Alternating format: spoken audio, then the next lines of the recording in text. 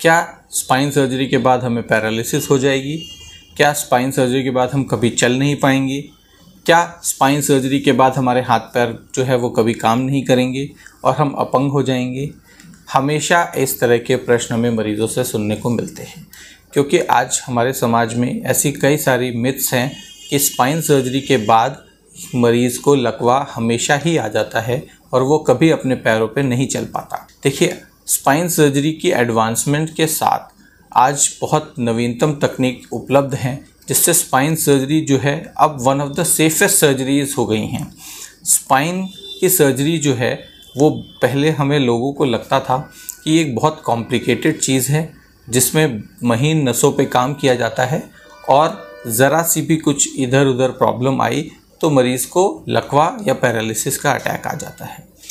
पहले के समय में जब माइक्रोस्कोप की और न्यूरो मॉनिटरिंग सिस्टम की जब खोज नहीं हुई थी और ये चीज़ें नहीं उपयोग में आती थी, तब कुछ हद तक स्पाइन सर्जरी रिस्की मानी जाती थी।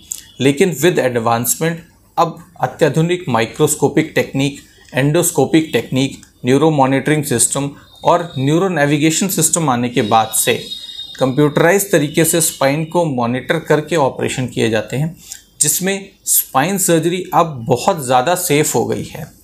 हमने देखा है कि लगभग 95 से 99% पेशेंट्स को ऑपरेशन के बाद कोई ऑपरेशन रिलेटेड कॉम्प्लिकेशन की वजह से पैरालिसिस या लकवा नहीं आता है। कुछ मरीज़ों में पैरालिसिस या लकवा ऑपरेशन से पहले आ चुका होता है और समय की देरी की वजह से जब वो डिलेड सर्जरी कराते हैं तो कई बार देखा गया है कि उसमें उतने अच्छे बेहतर रिजल्ट्स नहीं मिल पाते हैं, क्योंकि स्पाइनल कॉर्ड जो है वो तब तक डैमेज हो चुकी होती है।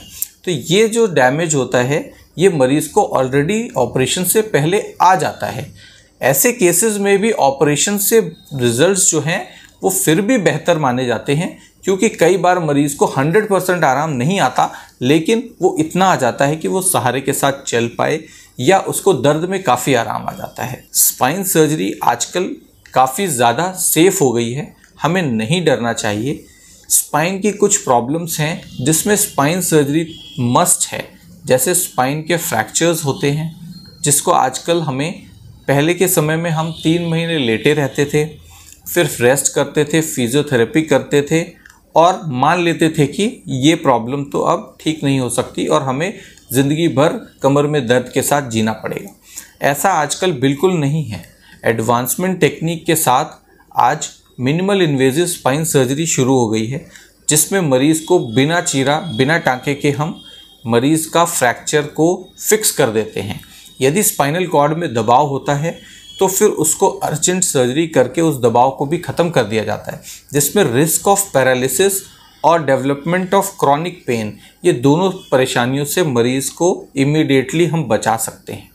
यदि मरीज़ को पैरालिसिस ऑलरेडी आ चुका है तो उसे भी ऑपरेशन के द्वारा काफ़ी हद तक ठीक किया जा सकता है। एक परेशानी होती है जिसमें स्पाइन में ट्यूबर डेवलप हो जाता है, तो स्पाइन ट्यूमर्स के लिए मरीज़ को ऑपरेशन ही एकमात्र उपाय है।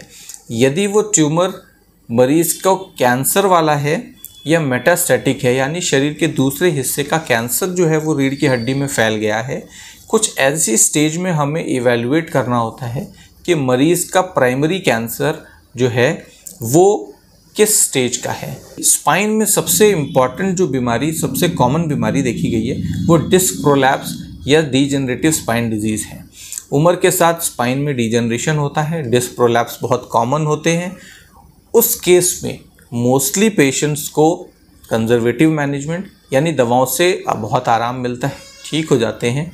लेकिन यदि उसे बार बार ऐसी समस्या आ रही है जो फिजियोथेरेपी, रेस्ट और दवाओं से नहीं ठीक हो रही है, तो उसे स्पाइन सर्जरी करानी चाहिए।